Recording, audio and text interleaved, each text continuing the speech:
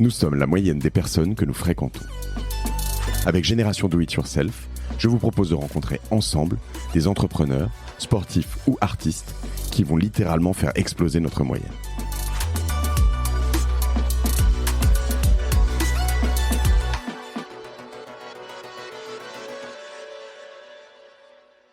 Moi, j'ai vécu ce que tu dis avec le GR20, je l'ai vécu dans le désert d'Atacama, où j'ai enchaîné 5 jours, où effectivement, tu te réveilles à 3 du mat, 4 du mat, tu sors en manteau de ski puisqu'il fait trop froid dehors, et tu sais que tu pars pour 15 heures de course à pied dans le désert le plus aride de la Terre.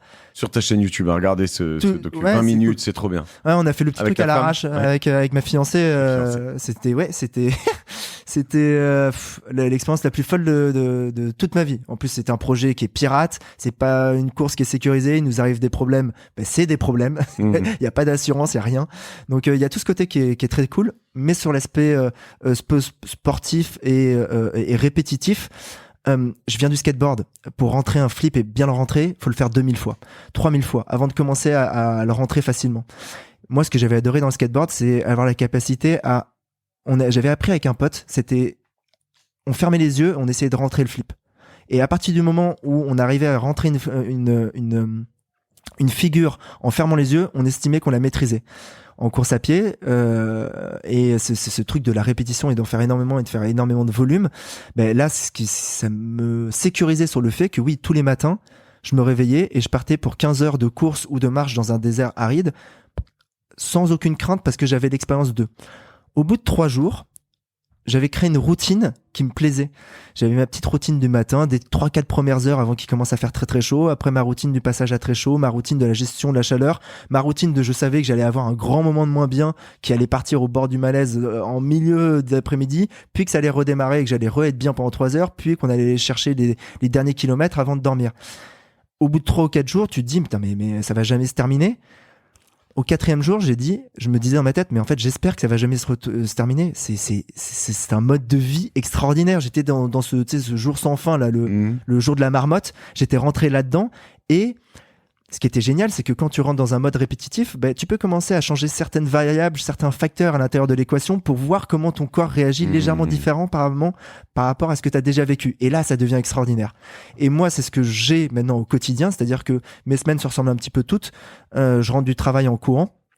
Je passe aux mêmes endroits, mais l'horaire, la minute ou le feu que je vais prendre de manière différente va altérer les gens que je vais croiser qui vont pas être totalement les mêmes, vont altérer potentiellement le type de voiture que je vais croiser, vont altérer la possibilité de passer sur tel ou tel trottoir et le changement de ces petites variables. Donc voilà, je continue on pourrait croire que c'est très lassant de faire tout le temps la même chose, mais en fait c'est passionnant parce qu'on a une capacité d'étude formidable.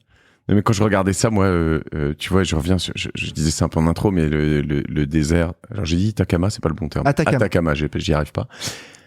En fait, c'est pareil, c'est marrant parce que c'est monotone. C'est une course où, en fait, il y a un moment, tu dis, alors là, c'est vraiment extraordinaire. Je suis tellement heureux. Regardez, et juste, il y a un panneau qui annonce un virage. Je pense que le virage. Sur 500 bornes, il y a eu 5 virages. C'est ça. Donc, c'est quand même, il y a des camions, t'es sur c'est affreux. La plaine américaine, c'est affreux. Il y a une lassitude, la température, une difficulté, etc. Mais il y a aussi une lassitude visuelle. C'est-à-dire que le désert, quand t'es au milieu du désert et qu'il y a très peu de relief où il y a rien, devant, c'est pareil tout le temps, derrière c'est pareil tout le temps, à droite c'est pareil tout le temps, à gauche c'est pareil tout le temps. J'ai fait une ligne droite de 90 km. C'est exactement la même chose avec l'illusion de la chaleur au loin pendant 90 bornes, avec les mêmes putains de camions qui sortent de mines chiliennes totalement improbables, qui te frôlent toute la journée dessus. Et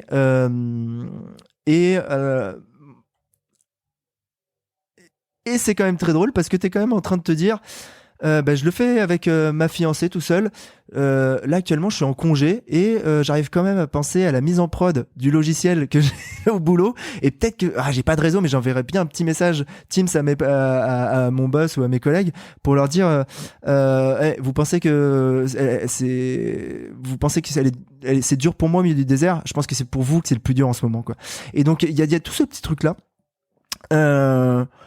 Je recommande à tout le monde de faire une diagonale des fous dans sa vie. Faire le TSP Atacama que j'ai fait, c'est peut-être une autre étape, mais Mais ce dépassement, cette sensation de pseudo-aventure, un petit côté pirate, là j'ai repris de la vie pour 5 ou 6 ans, pour bien 5 ou 6 ans, quoi. Je recommande à tout le monde de faire une diagonale des fous, déjà. Non, mais, avant, on disait à tout le monde, faut faire au moins le marathon une fois dans sa vie. Écoutez, faites le marathon si vous voulez, hein, c'est très bien. Je suis convaincu que quasiment tout le monde est capable de faire une diagonale des fous. La diagonale, justement, elle est connue. C'est une course. Elle démarre le jeudi soir à 22h. Tu as jusqu'au dimanche 15h pour terminer. Tu as 66 heures pour le faire. 66 heures pour faire 165 km. Je crois que la moyenne, elle doit être autour de 2 ou 3 km/h. C'est-à-dire que les gens qui marchent dans la rue vont plus vite que ceux qui sont des finishers de la direct dernier. Cela étant dit, ok, quand tu le dis comme ça, il y a combien de dénivelés ? 9550 selon les années. Et alors, moi, ce que j'ai appris là sur le GR20, c'est qu'il y a dénivelé et dénivelé. Bien sûr. Et donc, moi, je me disais, attends, c'est bon, j'ai des courses avec du dénivelé, j'en ai déjà fait. Passer des hauteurs. En fait, non, mais tu passes ta vie sur des roches dégueu, à vraiment littéralement avoir toujours tes mains ou tes bâtons, etc. Enfin, il y a jamais un putain de sentier sur ce truc. Ah, mais on demande pas à ce que moi je demande pas à ce que les gens ils participent à un truc qui soit facile. Si vous voulez truc facile, vous allez dans le bois de Vincennes, vous pouvez faire ces 14 bornes le tour, vous le faites 15 fois, ça vous fera un 100 miles. Pas de problème, faites-le si vous voulez. La diagonale des fous, effectivement, quand vous allez arriver, c'est à vaincre sans péril, on triomphe sans gloire. Là, vous allez triompher avec gloire, je vous le promets. Ça demande un petit peu de dépassement de soi, mais quand tu vois les gens qui arrivent à terminer, tu dis pas que c'est des extraterrestres particuliers, quoi. Et après ça, je tiens quand même à dire, je sais que tu seras d'accord avec moi, hein, mais j'avais pas fait de marathon donc pendant 10 ans.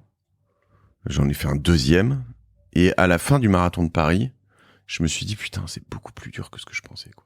Et en fait, je le redis, on l'a un peu dit tout à l'heure, mais si vous faites un marathon, mais même un semi, mais un marathon, vous êtes un putain de héros, parce que, bien sûr. Enfin, c'est dur, la vache. Les 5 kilomètres, mais j'ai souffert de la fin du marathon, Moi, j'ai arrêté le marathon parce que j'ai trouvé ça dur. Parce que je trouve ça trop dur. Et je reprends en 3 heures. Ouais, mais tu vois, je reprends. Ça m'est arrivé là de le refaire 2 ou 3 fois depuis. Et je me suis interdit à rentrer, à participer au marathon comme quelqu'un qui allait y participer. C'est-à-dire que moi, j'y allais y aller en courant et rentrant au courant. Comme ça annihilait toute possibilité de me dire qu'il faut le faire vite, à la capacité à laquelle je peux le faire. Je pense que je vaux un 2,34 sur un marathon en me préparant un petit peu. Je n'ai, mais alors, aucune envie d'aller chercher ce 2,34 parce que je sais quel est le niveau de souffrance que je vais devoir atteindre pour le faire. En revanche, j'ai compris que aller faire un 100 miles en montagne, j'ai le droit de marcher. Si je veux m'arrêter, je m'arrête. Si je veux prendre mon temps, je prends mon temps. C'est vachement moins difficile. Je pense que c'est d'ailleurs pour ça que les gens qui testent le trail restent dans le trail. C'est parce qu'ils découvrent une pratique du sport qui est plus proche d'un sport loisir que d'un sport compétition chrono. Et dans laquelle la compète n'a plus rapidement plus d'intérêt, quoi. Quand on arrive à comprendre qu'en trail on peut marcher, on ne s'arrête plus d'en faire. Ouais, je pourrais même dire, quand on arrive à comprendre qu'en trail, alors en tout cas au moins dans certains trails, moi j'ai fait un truc que je te recommande, tu n'en as peut-être jamais entendu parler, qui s'appelle le trail du Monte Cardo, qui est en Corse, donc de départ de Venaco le 15 août. De faire frais. Et en fait, c'est court, c'est 15 km, mais ça va être 1006 de dénivelé, peut-être un peu plus, je sais pas, enfin, des plus, des moins, tu reviens au même endroit de toute façon, donc... Et le truc est un enfer absolu parce que par rapport à la distance, le dénivelé est énorme. Et en fait, la première année, moi qui viens du marathon, qui ne suis pas ou de la course à pied, qui ne suis pas du tout renseigné, tu pars en montée, puis tu cours comme un connard. Et puis en fait, la descente à la fin, tu t'assieds, tu pleures en fait. Mais littéralement, tu dis qu'est-ce que on va pas venir me chercher en hélicoptère, c'est affreux, mais affreux, un des moments les plus douloureux de ma vie. Et c'est vrai que ça, c'est intéressant de comprendre que tu dois marcher, quoi, parce que c'est pas trop dans le trip de ce qu'on cherche dans la course à pied souvent, en fait. Tu veux courir? Ah, mais justement. Clairement pas. C'est difficile, parce que maintenant, à l'UTMB, on court. On est sur un truc où on arrive à courir un 100 miles, 10 000 mètres de dénivelé. Toi, tu cours de A à Z? On court pas de A à Z parce que personne court de A à Z sur un UTMB, mais quand ils sont en sub moins de 20 heures, ils sont à 110% tout le long. Et ils ont aucun moment de répit physique. Ils courent en descente vite, en montée, ils courent tant qu'ils peuvent, puis après ils marchent en une marche active où toi, tu courrais à côté à la vitesse à laquelle ils marchent. Mais il y a pas mal de courses où maintenant, moi, le tout fou, qui était d'ailleurs connu pour partir très très vite, où j'arrête de faire mes 10-15 bornes très rapidement, parce que partir très lentement est tellement une économie de course qui va me rendre tellement plus efficace sur la fin, et ça, je l'apprends. Je le vois dans un truc que j'organise à Paris, un peu pirate, complètement pirate, qui s'appelle l'UTMM, c'est l'Ultra Trail Montmartre. Tu vois le funiculaire ? Très bien. À gauche, il y a un escalier, la rue Feuillatier. Donc c'était un délire avec des potes il y a 6-7 ans, on s'était dit il faut qu'on fasse 10 000 mètres de dénivelé dans Paris. Délire, bon, on avait bu quelques pintes avant d'arriver là, et on avait regardé la topographie de Paris. Butte-Chaumont, c'était bien, mais ça faisait trop de kilomètres. Le Sainte-Geneviève, pareil. Le vers chez toi, là, le Mont Valérien. Le Mont Valérien, ouais. C'était trop galère parce qu'il y avait de la circulation. Donc j'en suis très rapidement. C'est plus efficace quand même en revanche. Pardon. Oui. Tu verras. Okay, et on s'est rendu compte que l'endroit le plus efficace, c'était cet escalier à gauche du funiculaire que tu prends du bas jusqu'en haut, et on avait calculé qu'il fallait le faire 271 fois d'affilée pour atteindre 10 000 mètres de dénivelé. On l'organise la première année, on invite des gens, etc. On se termine à une vingtaine à le faire. La première année, moi, je pars en courant. Je me dis, attends, tu vas essayer de le faire à fond. Je me suis arrêté au bout de 170 allers-retours. Sur combien t'as dit au total ? 271. Il y a un seul mec qui arrive à aller au bout, qui s'appelle Guillaume Artus, qui lui a démarré en marchant et qui est resté en marchant tout le long. Il a mis 25 heures 12 minutes la première année. Je l'organise en plus 2 jours après Noël parce que c'est bien, j'aime bien être un peu taquin, tu vois, c'est pour que il y ait du champagne et du foie gras dans les panses des participants. Et donc la première année, il met 25h12 et moi je me suis dit, attends, comment ça se fait que j'ai craqué comme ça alors que d'un point de vue niveau, je cours plus vite que ce mec-là. La deuxième année, j'ai compris que j'allais reproduire son schéma qui est, dès le début, je m'oblige à marcher. Je me suis obligé à marcher vite tout le long. Effectivement, la deuxième année, je termine, je fais des 271 allers-retours, mais je mets 7 heures au record et je le termine en 18 heures parce que je craque pas.